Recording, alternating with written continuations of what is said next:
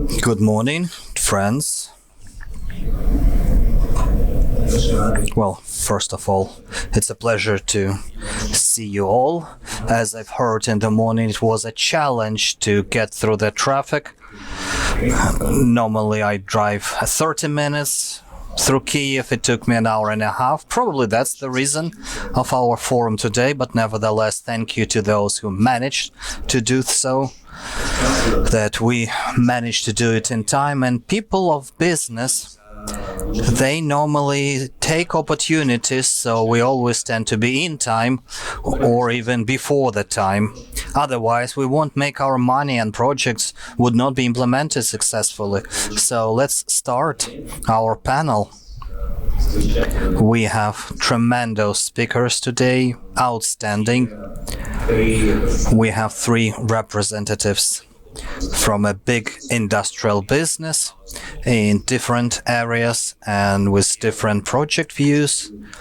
We have the representative of the parliament, reformer, Dmitro, and also we have representatives of enormous experience of creating industrial policies, reforming economies, our friend Vyacheslav from Latvia. So please, your round of applause. І почнемо, мабуть. And probably we'll start with the key, with the definition. That's such a significant panel title, Make Ukraine Industrial Again.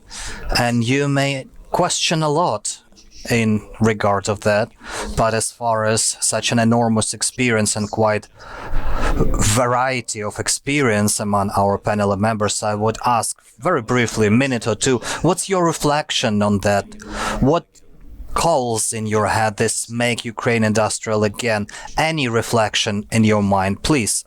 If we can start with you. Speaking in English, Sure. I'm learning Ukrainian. I do understand, but still not very good at speaking. Well, for me, make Ukraine industrial again. We need to export a lot. Export is the key, and given what happened after 2014, most of our export industries went through very different time. We don't have much of export except of agriculture right now. So we need to start exporting. And for me, we need to have very close relationship, government and business, because when we talk about industry, about exports, this is not only company versus company, this is country between country competition between countries. Therefore, to me, as I say, it's a very strong partnership, government and business. And once we have understanding what needs to be done, like Chinese, for example, they always have 5-year plans. They do plan ahead. They understand what needs to be done in 5 years. And their policies are very efficient. So on one hand, people think that central planning and government planning is something from very past. In my opinion, this is something in the future. We have to be way closer with the government. We need to plan. We need to understand how our industry needs to be, so that it's for mutual benefit. So this is what it is to me. Thanks, Thomas. Дмитро. Дякую, друзі. Thank you, friends. It's a pleasure to see and welcome you all, at least half of the room. That's familiar faces, so at least there is a communication between authorities and business. It does exist.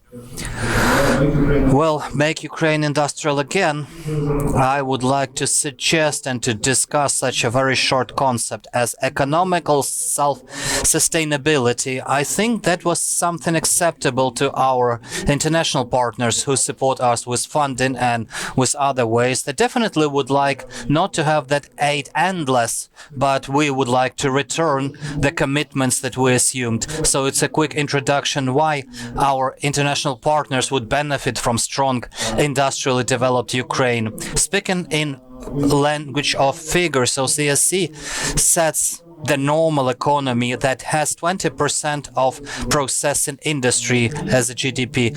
Ukraine, before large-scale invasion, had 10.3. In the first year of a big war, we reduced to 7.8.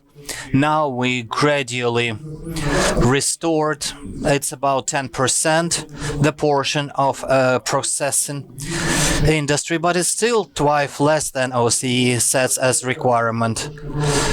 So in terms of figures where we to aspire, that's where we try to move from 10% very primitive raw-based economy to more highly technological one.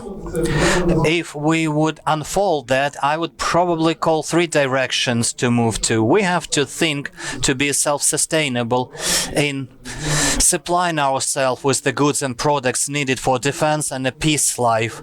When everyone understood that we need a ballistic missile, no one was in rush to provide it to us. Or when we needed enormous number of drones, or if we would not have the transformers being produced in Ukraine, we won't be able to replace the pieces destroyed by Russians, or when the COVID time, the face masks, no one was willing to sell it to us. So life demonstrates that we should be able to produce basic things that we will require, or to stay in economic cooperation, not to be dependable on someone else, but that should be a beneficial mutual cooperation, to be resilient in that. Then we have to make the state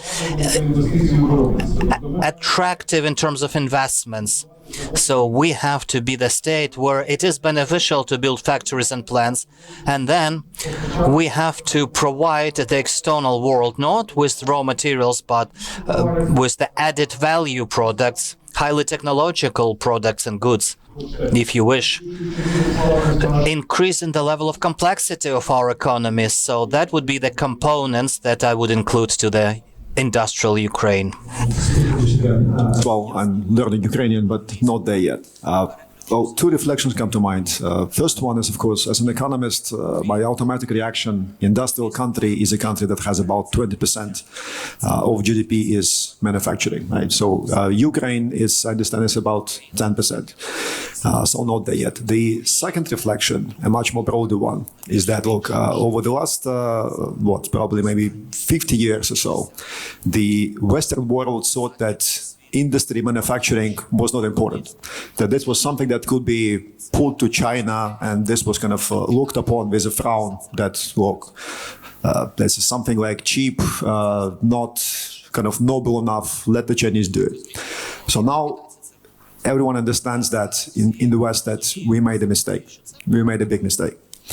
And the consensus now is that becoming great again is becoming industrial again, right? So the West is trying to get its industry, its manufacturing back, right? So the US is trying to go about this very fast, maybe sometimes chaotic. Europe much more slowly, but both have the same aim, is to get the manufacturing sectors back to Europe, back to US, right? And in this, I think the Ukraine has a great opportunity in that when trying to bring the manufacturing, the industry back to the Western world, basically from the East, clearly labor costs matter, right? And in this, the Central and Eastern Europe are pretty saturated, so maybe the Balkans and Ukraine are the two remaining kind of hotspots, right, with more or less kind of spare labor. So in this, I think Ukraine has a very good opportunity, right, to be in the center place when the West is trying to bring the manufacturing back to the Western Hemisphere. Thank you. Thank you. Yeah, Alexander. Well, what I would like to say, our space under the sun has to be fighted for. No one is looking to us, no one is wanting us to be there. There is a political will that Ukraine has to join EU, that's great, we have talks, but getting down where money sits, where business is, we see what Poland is doing, we see what Hungary is doing.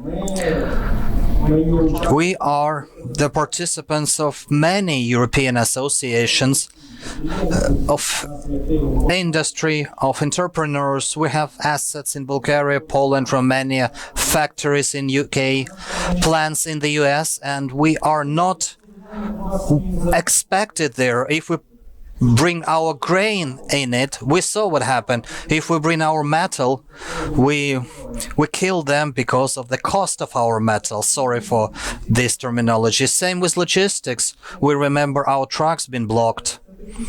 So this is the world we're not having a very distinct plan, what we want, what we aspire, how do we want to talk with Europeans. We are going to be eaten. We continue to be a raw material state, selling not even a semi-products, but just pure raw material to them, and that's it. So we have number of areas for negotiations, but the key that I would like to say that the business world is not when you're welcomed with the slogans and join our club. You have to fight for your place. You have to struggle, and business needs the support from the state, and in return business will be open to the state.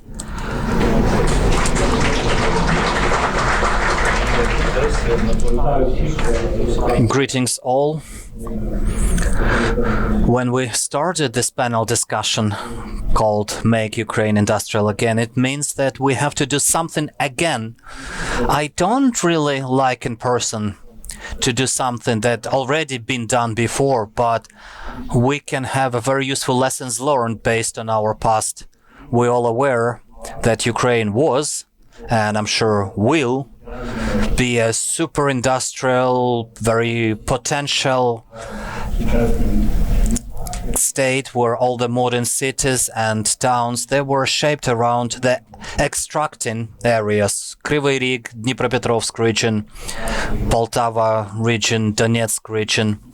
And we personally in UBGV are confident that Ukraine can do a new industrialization based on the critical material sector. We'll speak about that in details, but a few critical remarks or figures to be clear about that potential. We do have the fifth seat in the world on graphite storages, the biggest storage of graphites in the central Ukraine. We are top 10 states on uranium storages. We are top nation in terms of titanium. We have a unique storage of beryllium and raw materials, and that's the way to a new industrialization, the new, proper and correct industrialization of Ukraine. Thank you. Thank you, Sergey. Thank you, friends. In terms of your views and definitions, it's more or less clear. Each and everyone has your own different look and view, but we are not just in the realm of correct ideas. We are in the business of its implementation. We are up to practical outcomes. So my second question, what exactly each of you and your respective organizations or teams had done to make sure that the vision that you have to implement that vision in Ukraine, let it be partially, what do you plan to do? And while we speak about industry or the area of competences which you are part of, where are they stand at the moment, and what has to be changed? By the way, I do agree with that interpretation of the again world. We have to replace it somehow, so we have to learn the lessons from the past and do many things in a different way now. So you cannot catch up with others if you behave as you had behaved. So let's speak about practical implementation, what you have done, where you go, and what should be changed in the respective areas of your specialization in your industries. Chief MHP managed to become the leader in terms of chicken production in Europe, and not because many Europeans and from other countries, they think because of cheap labor cost. This is the reason why MHP is competitive. But labor cost and chicken cost is maybe 1%, maybe 1.5, maybe even less. So it's not really the answer. The answer that MHP builds very big facilities, economies of scale. For example, one of our slaughterhouse facility produces 400,000 tons of meat. And this like fifth biggest producer in Europe, and we have only one facility this capacity. So this is what MHP managed to achieve. But in addition, we understood and what we learned and what we found lots of potential for Ukraine is that when the war started, we started working with energy independence. So we invested into power generation. We invested also in biomethane production for two reasons. First of all, to safeguard ourselves with biomethane if there is no gas in infrastructure, but also to export and create additional value add from biogas that is produced widely in Ukraine. And what we realized is that there are massive changes going on right now in European biofuels market. And because of different policy changes we can have here in Ukraine, we'll have very different outcomes for the whole biofuel economy, which might be very big in Ukraine. So I need to explain this very quickly, but when biofuel, first of all, it's around 15% of fuel market in Europe in terms of monetary value, and in terms of volume, it's around 10%. It's around 25 billion euros market, which grows. But there are big changes. When biofuel blending mandates were introduced in Europe, they were introduced very simple. Government said you need to have 5% of biodiesel in diesel, 5% of bioethanol, and even definition of biofuel wasn't very good because sometimes the biofuel actually emitted more emissions than fossil fuel. But then European Commission set a standard to save at least 50% of emissions compared with fuels. And then all European countries introduced this biofuel mandates. But right now, there is a massive shift because even this old mandate is not efficient because what it says that you need to achieve minimum emission savings and then your biofuel is biofuel and you can use it in blending mandates. But Germany right now, Sweden, Austria already in this. From next year, France is moving towards new mandate. I will explain this mandate. Netherlands, and they say our objective is to reduce CO2 emissions and not to have liters of biofuel in final fuels. So let's count it differently. Let's see how much maximum this biofuel can reduce emissions, and then allow all biofuels to compete. And what this creates is that biofuel industry is shifting towards biofuels that can save more and more emissions. And this creates two markets. One is legacy market, biofuels with little emission savings and with many emission savings. And Ukraine, for example, is choosing right now the old one, which will create industry in Ukraine, which will work according to old rules and won't be able to export. So this is, I think, would be a very big missed opportunity to introduce a right mandate where most of the European countries move in, create, because we have so much competitive advantages. We produce feedstock for biofuels, but we need to produce them in a special way. And agriculture will need to change their practices because right now biofuels need to have very little emissions, means that feedstocks need to be grown with very little emissions, low cultivation. You need to change the whole philosophy. And if we don't have this philosophy here in Ukraine, it will be very difficult to catch up in Europe with this new trend. So this is what we realized, and I think that Ukraine can build very big biofuel industry because, again, we have feedstock. It is way easier to build factories in Ukraine than Europe. In Europe, to build a biofuel factory takes 4 years, 5 years. Here we can do it in 2 years. That's massive advantage. And here we can build big facilities.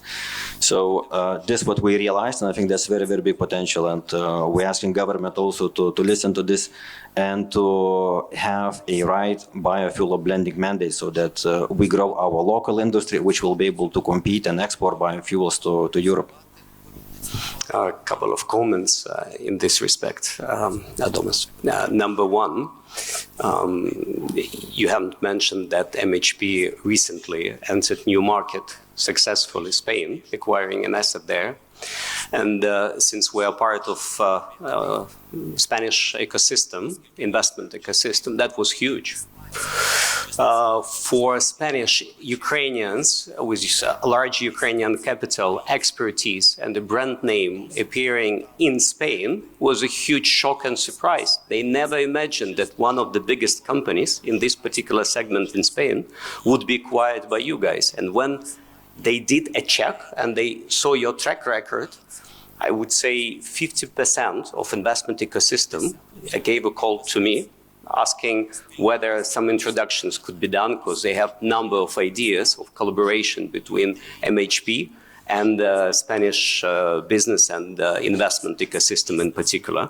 And in the space of methane was, let's say, part of the calls, because they are building intensive ecosystem in Spain, in Italy, in that part of the world, believing that there is good value in developing it. That's number one. And number two, possibly it was worth mentioning that when you are talking about biofuels and methane, you are not just saying theoretical things. It's not an academic research. You have 2 operational facilities already, and you're considering to install several new. And since you are very efficient in your main production, you get waste, which becomes a feedstock and becomes competitive edge for other, like biofuels, methane, as a result. So it's like you're creating an ecosystem, and thus MHP is one of Ukrainian champions doing efficient work here and really becoming an ambassador of successful Ukrainian business entrepreneurs abroad. And that actually is highly valued by, let's say, other participants of Ukrainian capital and market, because you help us to deliver a message that Ukrainians could be competitive. And I completely agree with Alexander, who has mentioned that nobody is waiting for us in terms of private capital abroad. We have to compete, and pretty fiercely. The markets are protected. Thank you. Well, we already have an experience of buying assets in Europe and making them efficient. Our core advantage is we are efficient at industrial processes. I would say we're more efficient than Europeans. We learned that with our asset in Slovenia. When we bought that asset, it was 20 million euros EBITDA. Last year, it was close to 90 euros. So we managed to increase significantly. And based on that practice, we believe that in Spain we can do the same. We can bring lots of efficiencies. What's nice, I just came back actually from Spain, that I don't feel that they are afraid of us that we're entering the market, and actually they are very, very happy to listen and to learn. Also what's good about MHP that we're not changing all the management once we come and manage these companies. We keep local management, so that's also very, very supportive, because we need to integrate into our society, into the economy, so we do understand that we need to have that local component.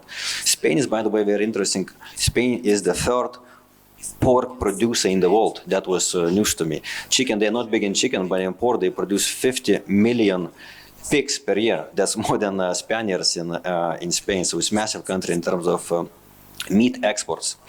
In terms of biomethane, yes, we built 2 big facilities. So in total, we produce almost 400 gigawatts of biomethane. We export in Ukraine. In Ukraine, yes. So we learned how it works. Biomethane is biofuel. This is the reason I talked about biofuel, because building that project, one is to build something, but the other is to open markets and to sell it.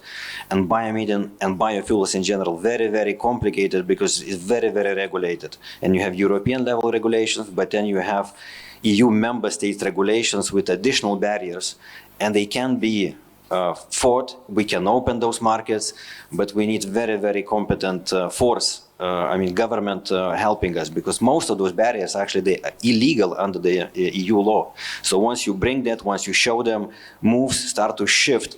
But you need to invest a lot of time, and you need, as I say, government backing, helping Ukrainian industries to open it. So biomethane is a success case. We want to do more. I think that Ukraine can invest in the next 3 years, if the war will slow down, and if markets will open more, in 3 years, or let's say maybe in 5 years, 5 billion investments really a no problem in this industry, and we can generate around 5 billion export revenue out of this business, because this is only exports. It's a currency badly needed for the government.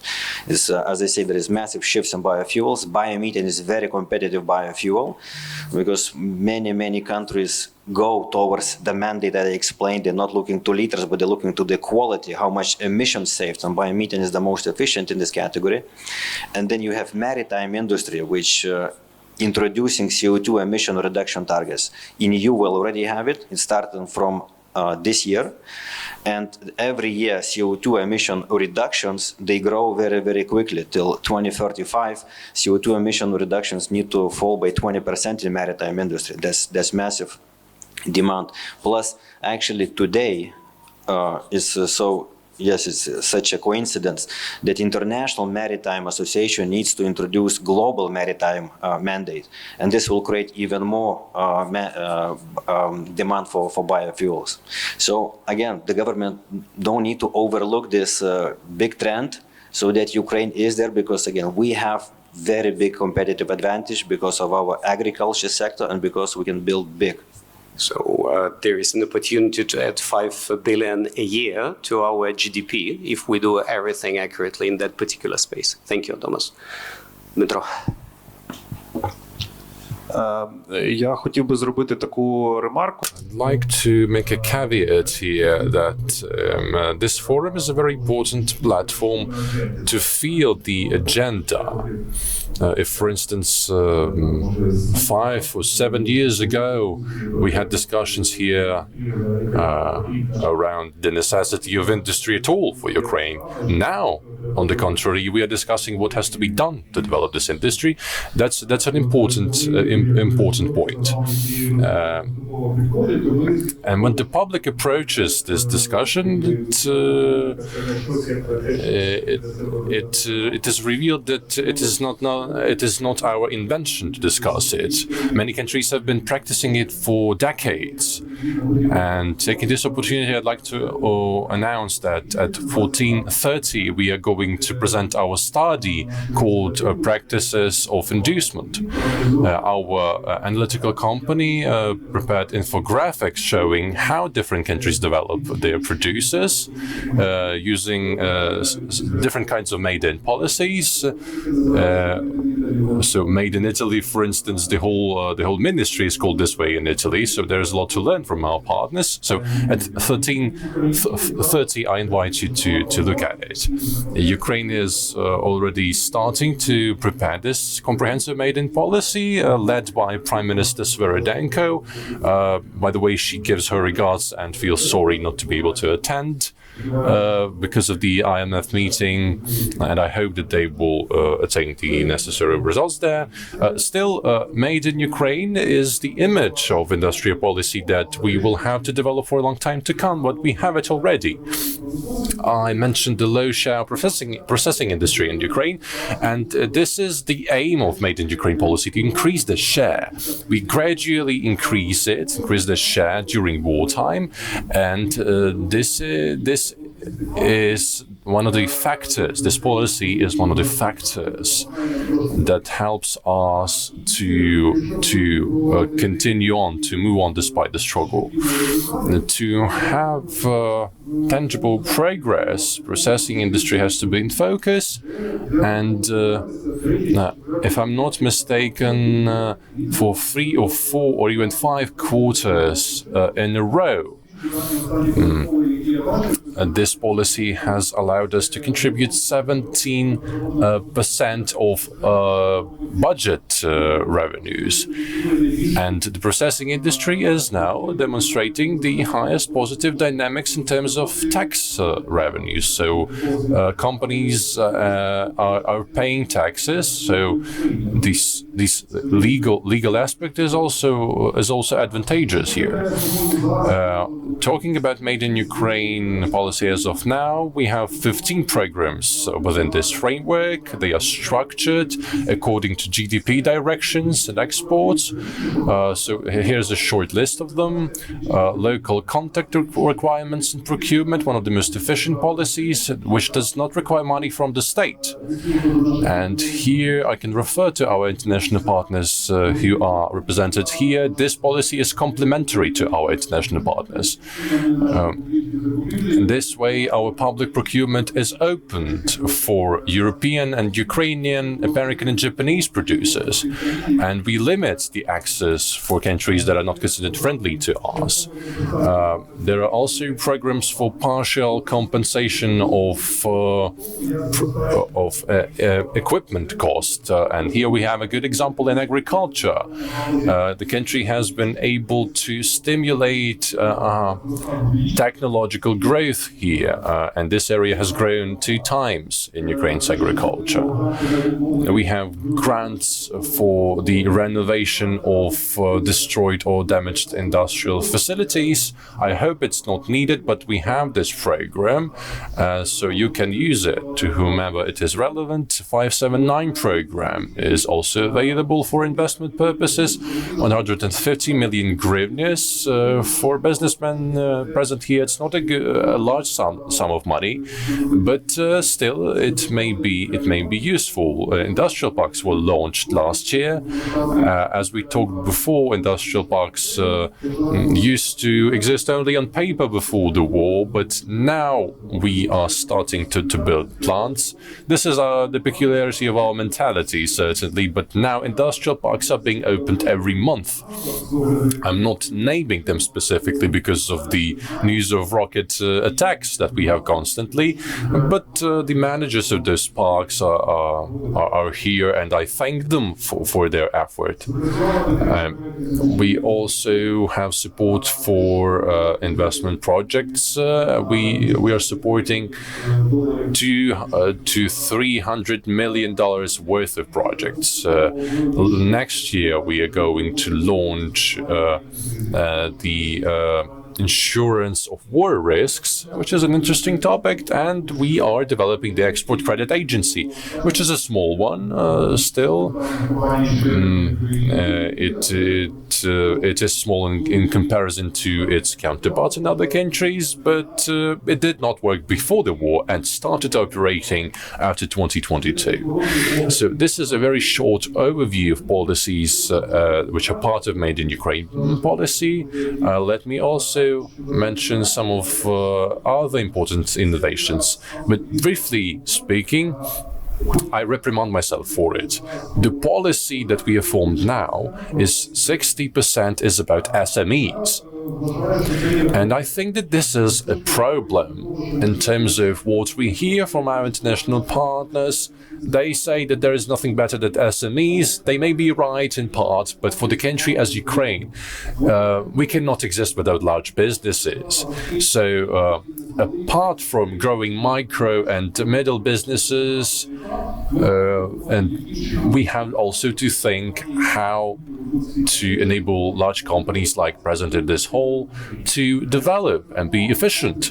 This is not a discussion of allocating public money. We do not have that much money like these businesses require, but the state can still do something else. And this is an important discussion of what the state can and has to do to grow national champions. We are a large country. Everyone knows that in Ukraine's industrial strategy, we have a separate section about Siemens company. We are not discussing individual entrepreneurs in the strategy, so this is our peculiarity. Last year, when I presented my address here, I talked about a good law that simplifies land issues. I'd like to present some results of it. We talked about changing the purpose of land. So, for instance, an industrialist can buy land, but the choice of agricultural land is much larger, and there was a problem to change the purpose of use of industrial land. If you are lucky, it takes 1 year or 2 to 3 years. So red tape, humiliation and corruption affect it. So after you overcome it, you can start working. I initiated the law which is already operating. It simplifies this procedure and reduces it to 2 months.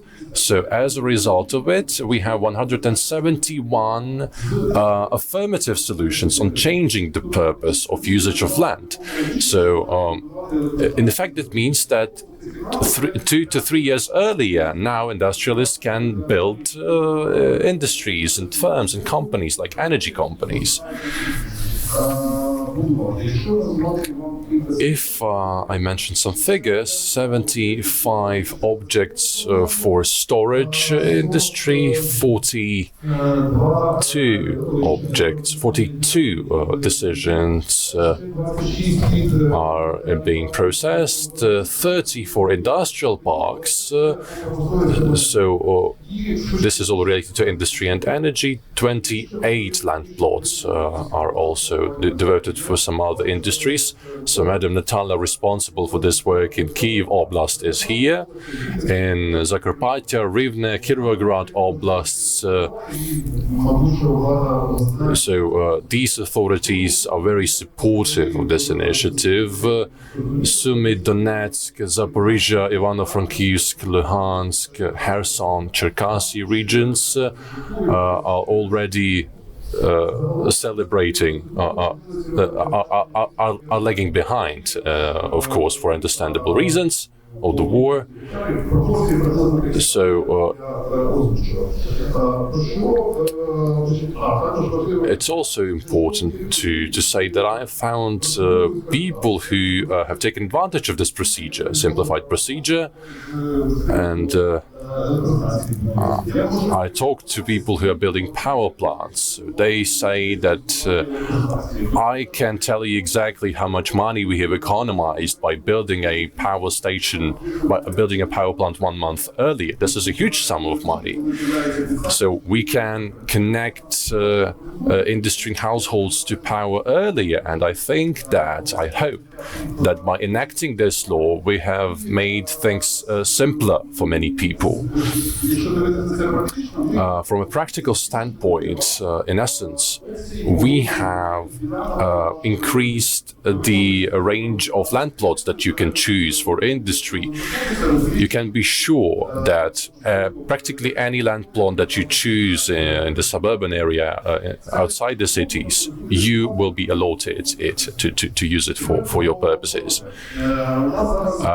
About new things now, one of the most important investment initiatives that we have had during this convocation of Parliament is the compensation of capital investment via taxes. Having talked with entrepreneurs who have relocated from Kharkiv, Sumy, Zaporizhia to more protected areas, some of them have stopped in Ukraine, some have crossed the border, and they are met there. They say that they have invested 3 million euros into your beautiful Romanian area, and with taxes you will get a 50% refund. So we have started looking into it, how they were able to do this in Romania, and it turns out that there is an EU directive regulating how it's done. And we thought that once we are entering the European Union and are forced to adopt every European law, many of them are not suitable for us at this moment, but still. So why not we use these rules in Ukraine too? So we are implementing this EU directive in Ukraine by offering the compensation of capital investment via taxes. What is it? So this is the about investment into processing industry. I am responsible for this area, and this is the main priority. What we consider as capital investment to be compensated, so these are land plots, industrial equipment, energy and transport infrastructure. What are the percentage of compensation? For small investments up to 1 million euros is 70%, from 1 million to 20 million is 50%, and everything that is larger, 30% of compensation. It does not reflect our mindset, but it reflects the essence of EU directive, so we simply copied and pasted it. The taxes that are used are also included in other programs like industrial parks or support for projects with large investments, so the same tax incentives will be used here. What is the current stage? This bill has been voted in the committee and is awaiting first reading in Parliament. As it always happens with industrial initiatives, IMF has expressed its concern that it can lead to losses of income. So we are having a strange discussion now. We are explaining it to the IMF that if we do not have a plant, or if it's destroyed, the plant is not paying taxes. But once we have built the plant, it starts paying taxes, a part of the taxes immediately, part of it it's not paying because of compensation, and then proceeds to pay all the taxes. So we proceed from not having anything to having something. I hope that this logic can be conveyed to our partners and that they will heed what we say and that they will support us in our intention to build a strong industrial economy. Thank you, Dmytro.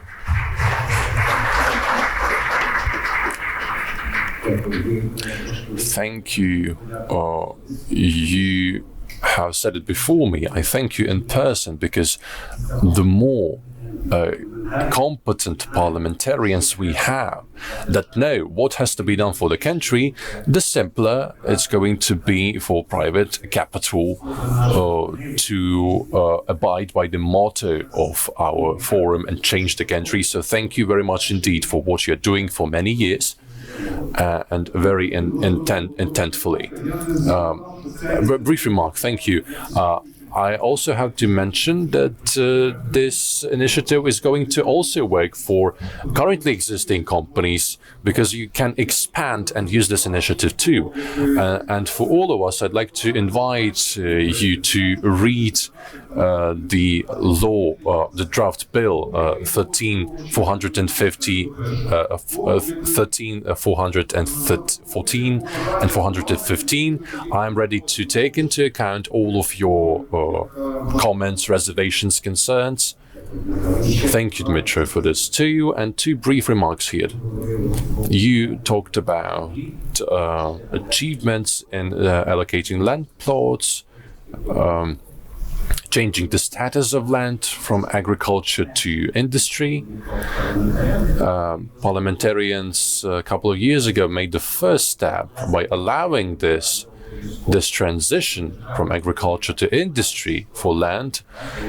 There's license to operate, which provides a permit to do something, and Sergey, I'm sure, will talk about critical minerals and their mining. We know that in mining industry, if you do not have land, you do not have business. And when in 2011 parliamentarians enacted this law, it allowed a huge number of projects to exist. Because before that, people did not know how to do it legally. The second story that you did, by shortening this period of changing land purpose from 2 years to 2 months, is a huge achievement for many industries. Because when you invest, it's calculated into the financial model. So every year matters for this model. IRR, payback, and competition with other countries in terms of attractiveness matters here a lot. And in some European countries, they do not have even something close that we have done. For instance, in Romania, talking about mining, you cannot get a license if you do not have land, if it's private property. And in Ukraine, we have an opportunity to develop it. So I thank you for this. And in terms of the study, the research that you mentioned, in April this year, Gradis company conducted an opinion poll among regular Ukrainians, how they understand industry in Ukraine. Does it matter for Ukraine? Is it important for national identity, for statehood? And the result revealed that a huge number of Ukrainians directly link the stability of Ukraine to the degree to which big industry and industry as a whole has a long-term vision and has competent, skilled labor to be able to develop. So there is a direct link here. Thank you for this statement.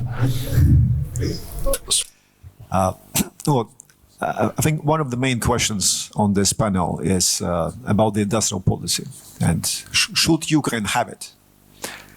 And the answer to this question is not that simple. I mean, I think many in this audience think that it should, and that's what I think too. But, for example, the Ukraine now is quite dependent on foreign aid, right? And those who give the foreign aid, the so-called international financial institutions, the World Bank, the IMF, and so on, if you would ask them, is industrial policy a good thing? They would say no. The mainstream economics generally believes that industrial policy is not a good thing, right? So the answer to this question is not that clear, but let me put this in this perspective. So say we hopefully that at some point, maybe next month, now that Mr. Trump is free from Palestine, and maybe in a year, maybe in two, there's going to be a ceasefire or some sort of peace, right? How long will it last? I think it's very clear to everyone here that Russia will stop at nothing to try to make Ukraine a failed state even after ceasefire, right? So it will do its best. It will invest any amount of resources to make sure that Ukraine becomes some sort of Syria here, right?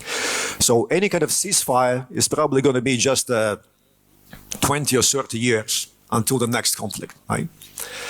So to prevail in that conflict, Ukraine must become more of an economic equal to Russia, right? And I mean, you all know that today Russia's GDP is about 10 times more than Ukraine. So the question is, how can Ukraine do this in 20 years, right? So if we take one possible pathways, let's say something that the mainstream economics tells you to do, something that's more reliant on the free markets and that the state should not interfere and so on, right? That's, for example, that's what something that the European Commission will tell you to do. This is something that the World Bank, the IMF will tell you to do. Now, if you look at the results of this, and I think the best result will be a country like Poland, right? Over the last 15 to 20 years, the average rate of Polish growth of real GDP was 4%. So we can say that if the Ukraine takes this pathway, this is probably more or less the best it can achieve. 4% average growth rate, but for, let's say, 20 years. But the problem is that it will not be enough.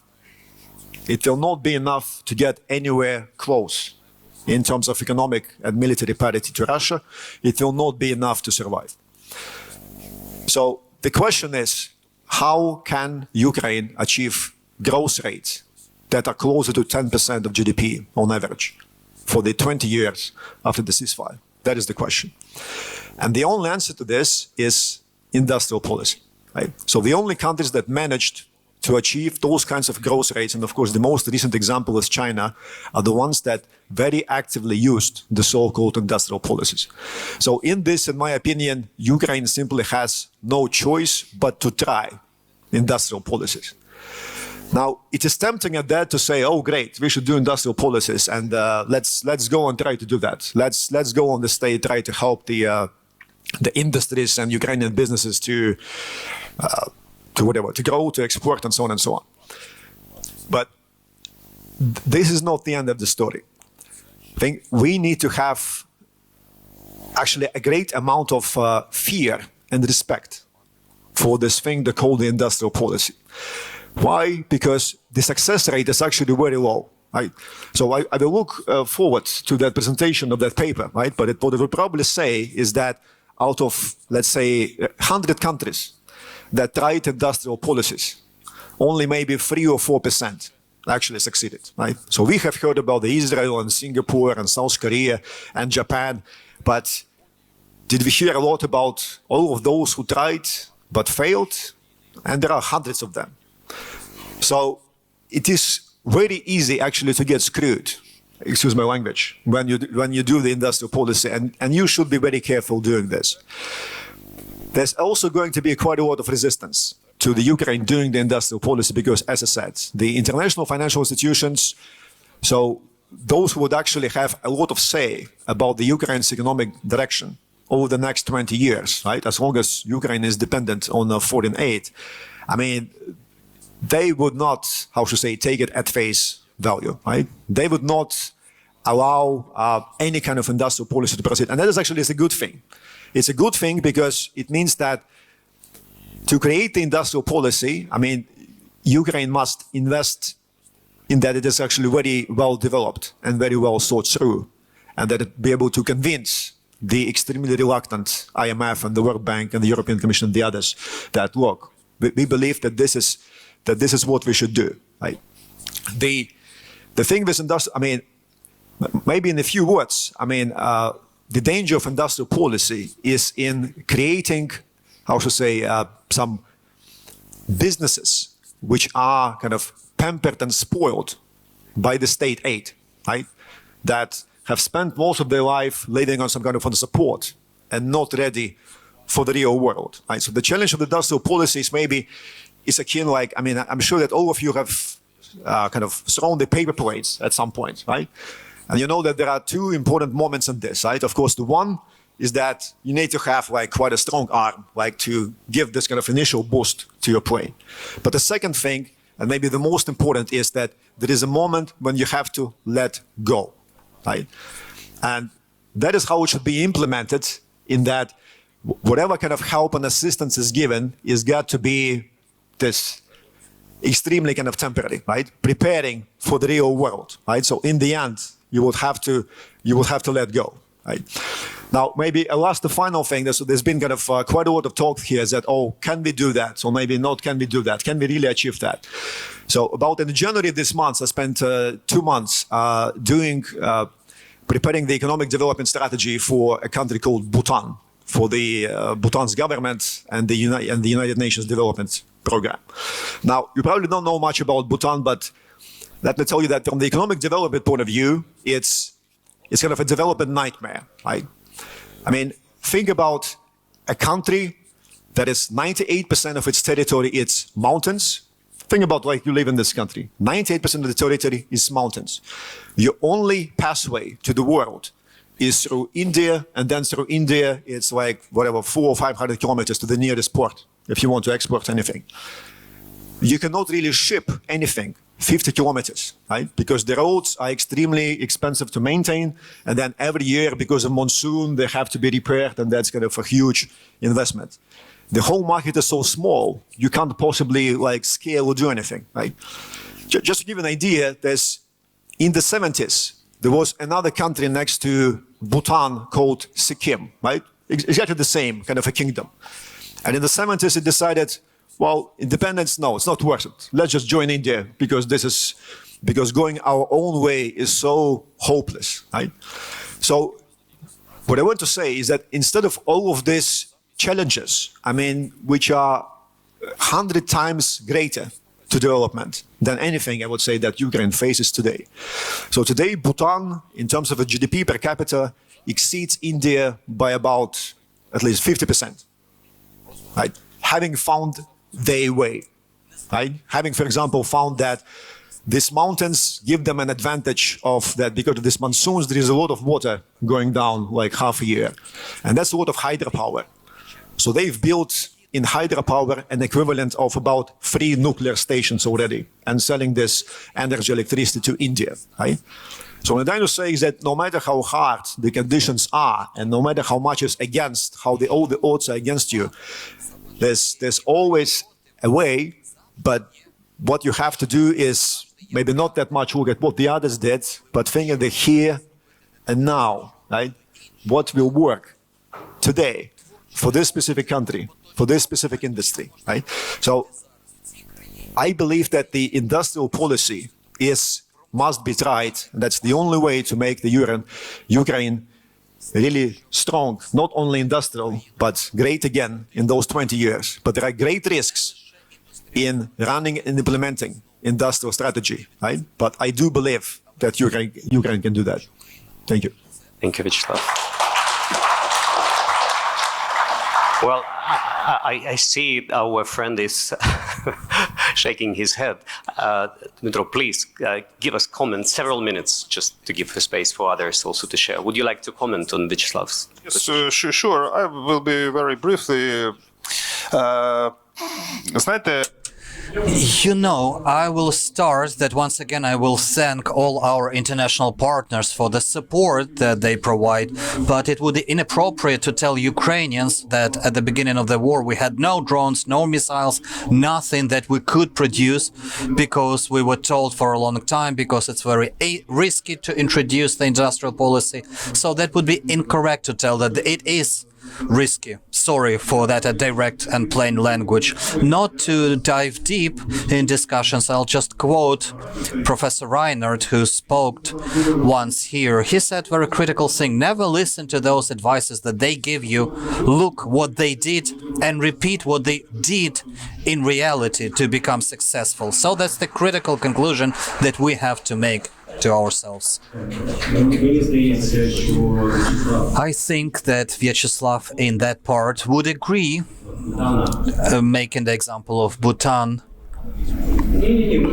No, we should not look at any other state, but to be very critical to the competitive advantages that we can identify within Ukraine and implement those. And of course, we have much larger resource and potential in comparison to a smaller country like Bhutan. But if they succeeded for 100%, we should be able to make it happen. Thank you, Alexander. What I would like to say, a lot has already been said about industry, the way it should be developed. I'm listening to the minister, everything is climbing up, GDP is growing, we are developing, and Bhutan is just takes the break.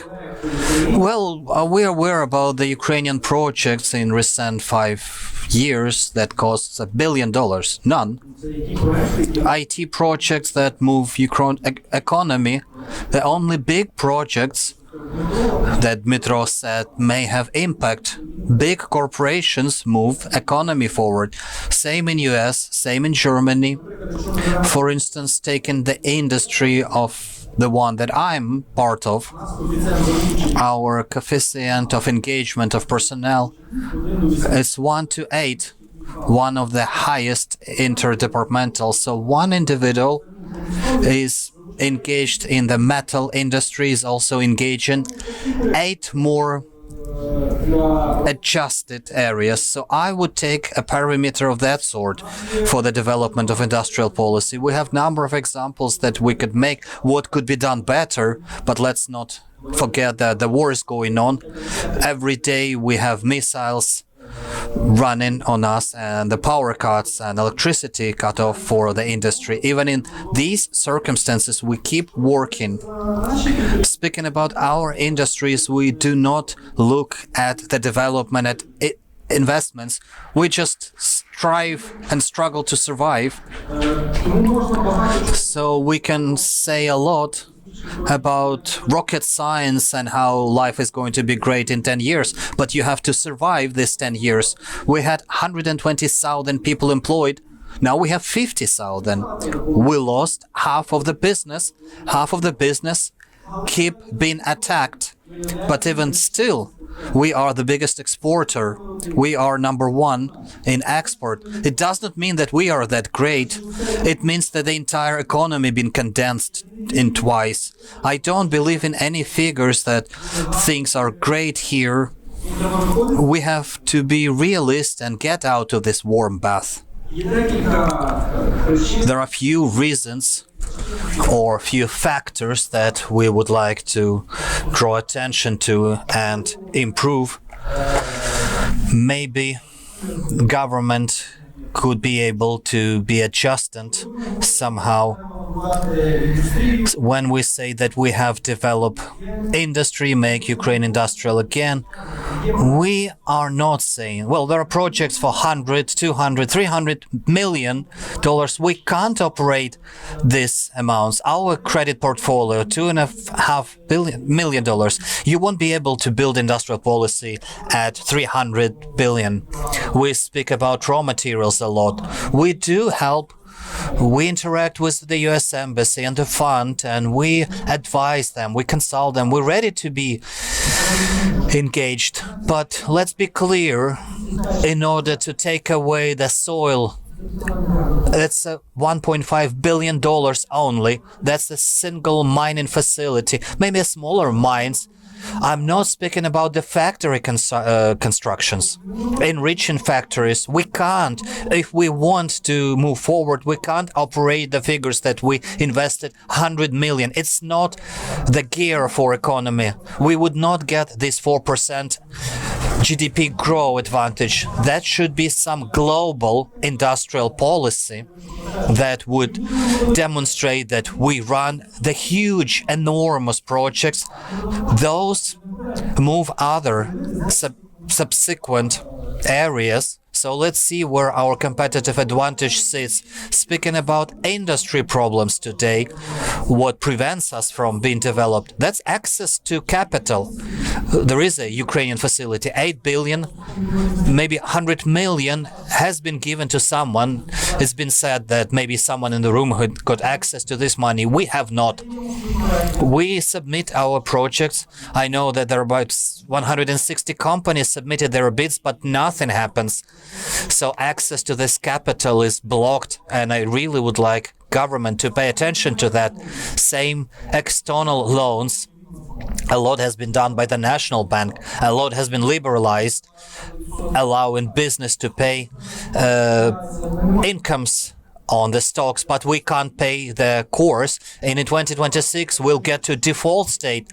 So it's needed that the big companies with international loans in the same banks, which been credited by the state, they should be in default. Maybe some solution is needed in here and now during the war, that we could be developed and get access to this loan fundings. Another huge issue, people. That was before the war and is still critical now. We have a German factory on hold, 7,000 people. We can't get people to relaunch it again because of mobilization, because people left Ukraine, the law permitting youngest to travel 18 to 22. We lose 160 workers per day. These are the future engineers, future managers who has to run this business. They gone to Poland, and they develop the industries in Poland. That's the huge strike at industry. Speaking about human capital further, we should keep these people somehow, despite the war here in Ukraine. But there is a bit of differentiation. Some companies got permission to secure 100% of exemption from service and someone not. So it's this balanced approach, and if I were government and a state, let's decide who is really critical and who is not. Maybe get connected to tax paid. We cannot increase our industry development. Number one is people. I don't want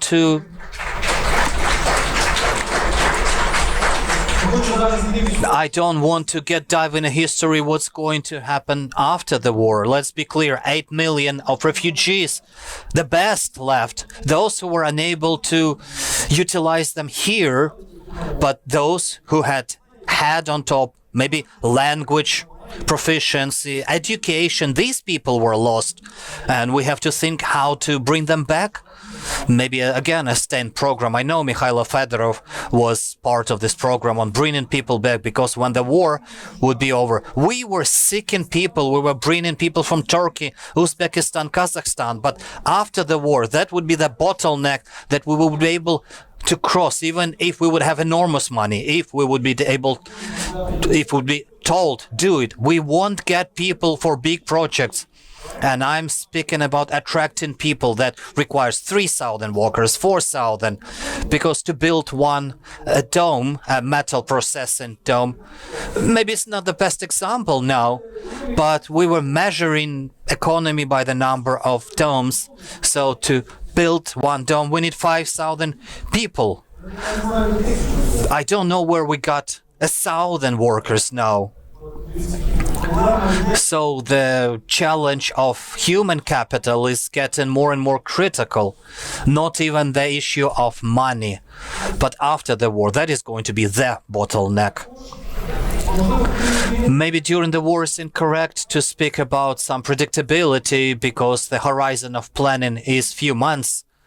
And then let's see what we're going to have bombed, electricity cut, and the way to live. But maybe we do need to plan something for future where we will get a human force, where do we attract people from, maybe from some neighboring states. And another issue, unpredictability of tariff policy of the government. So investors come to these raw materials, they start building a mining facility, and Ukrzaliznytsia tells them next day, we'll charge you not $10 but $20. Well, we've calculated our business plan considering the expenses for logistics as a $10, and now you tell me 20, and we don't have an arbiter to charge us between Ukrainian monopolist Ukrenergo and tariffs to transfer energy and railroads of Ukraine. Government is passive, so you mess, not the way that investors would come. They would like to have predictability and consistency for several years. So I would like to mention a few more words on something good. Let me first, and then something good to complete the panel discussion. You won't have time then.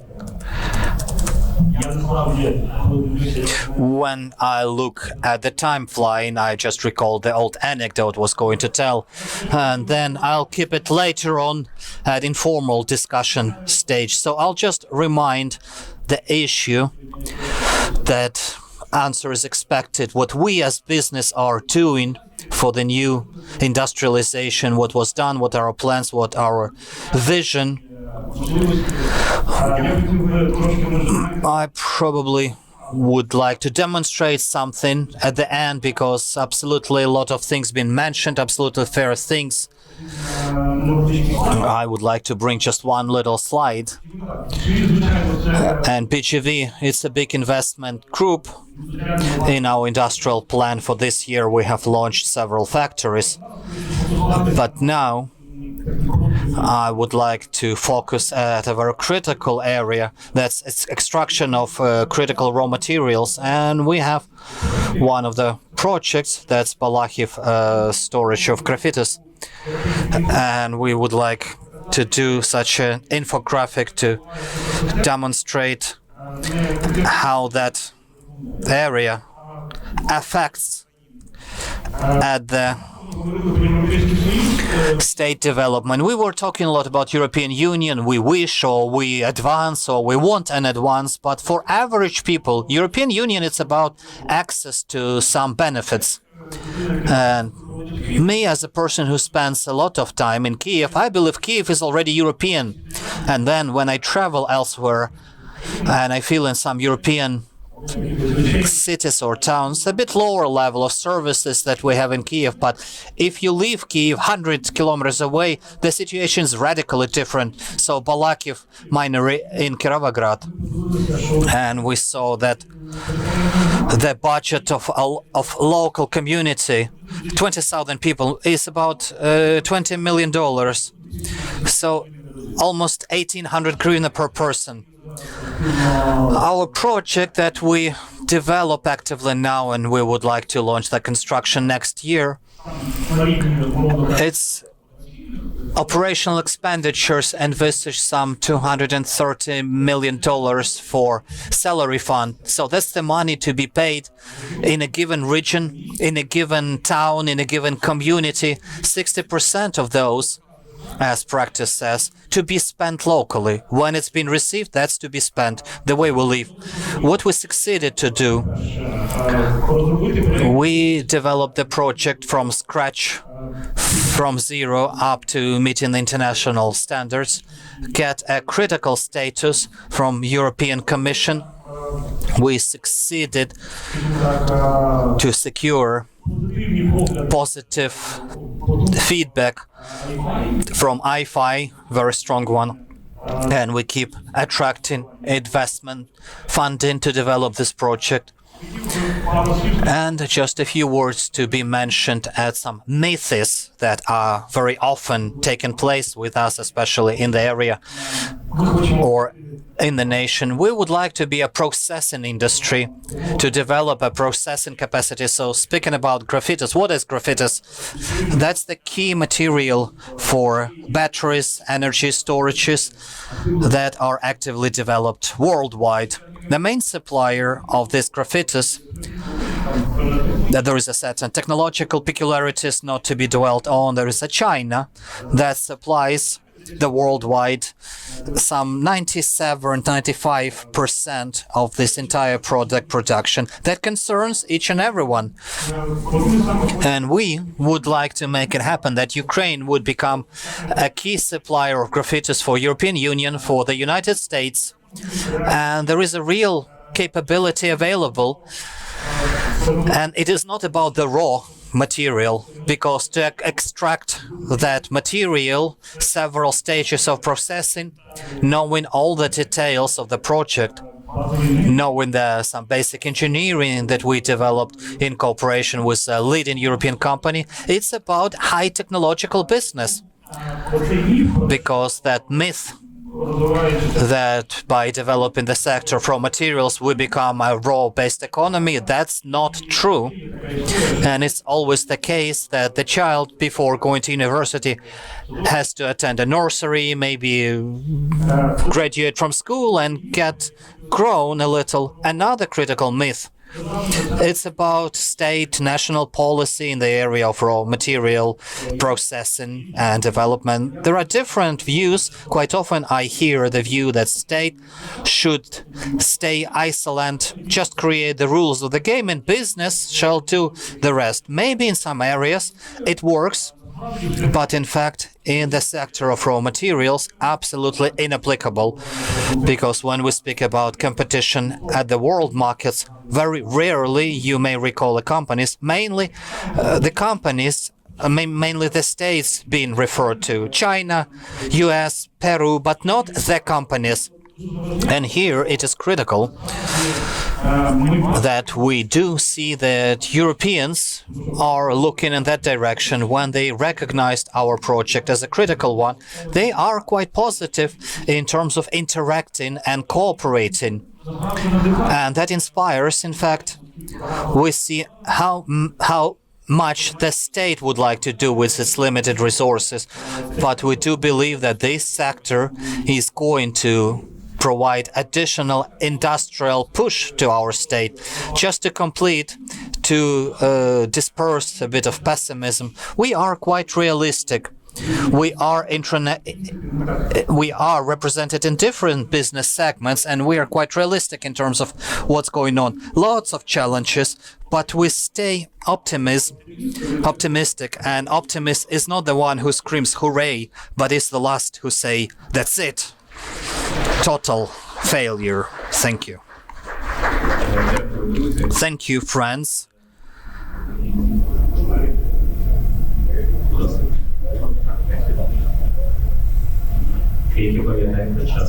Just keep in mind the time. I would like to speak about those poverty who invest the last $100 million. You know, I'd like to say, you made a great speech. Please understand me correctly. With due respect, I respect Scan Corporation and what Metinvest done, and what Detect done, and Interpipe what done, and Poltavsky Gok. I think I named all the companies that able to invest billions of dollars. But look, these corporations were built not by the private owners and not at the sake of independent Ukrainians. It's all been built by the Soviet Union, and so far what they've mentioned, it's keep melting the metal from 100% to 60%. We export, it's probably export at C class, not the instrumental metals, not the car production steel. So let's, with due respect to you, what do we need?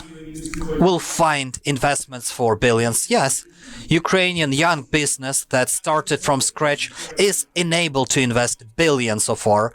But I can assure you, Biofarm will invest $500 million in 7 years, and already this year, we complete building the factory in Uzhhorod with investment of 80 million euros. Dmitro, the second factory to be built in Romania, because we would like to get Balkan and European Union market share. And Nova Poshta will invest $200 million, and Rozhetka will invest 100, and my friends from Monobank in Marketplace will invest $150 million. Ajax Corporation will invest $150 million. You see, we need thousands companies like Biofarm, and Biopharma, I've invested $250 million, and turnover is $215, and we earn $100 million. We need thousands of Biofarm. We will not get Soviet Union back. A new DTEC is not going to emerge. A new SKM is not going to emerge. You see, no one is going to rebuild it. Soviet Union made it. Forget. We need 1,000 Biofarms. And give us some time, and we will invest $1 billion per year. Apologies. No apologies needed. I just would like to thank to you for your passion and for a very structural comment. Just an adjustment here. If really we would like to build a strong economy, we don't have to compare ourselves. Everyone has its niche, and if we cooperate in terms of reform, in terms of outcomes, not to degrade the outcomes of everyone, but happy if anyone else succeeds, then we would be successful as the nation. Let's not to compare, let's cooperate and work together.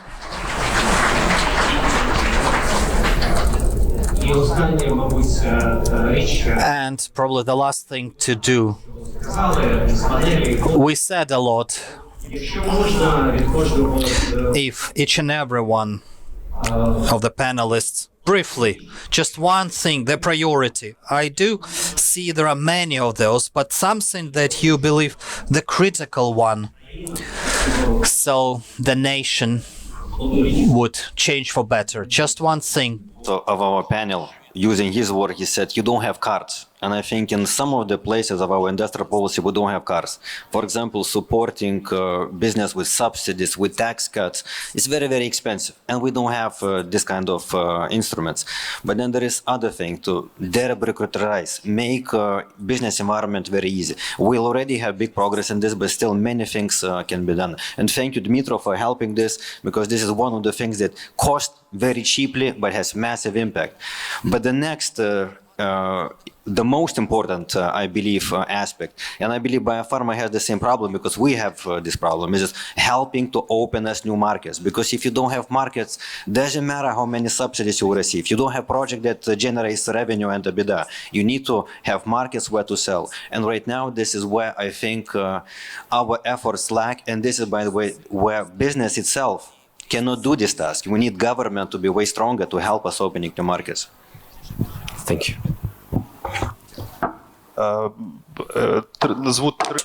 I'll name 3 components that are critical to my view.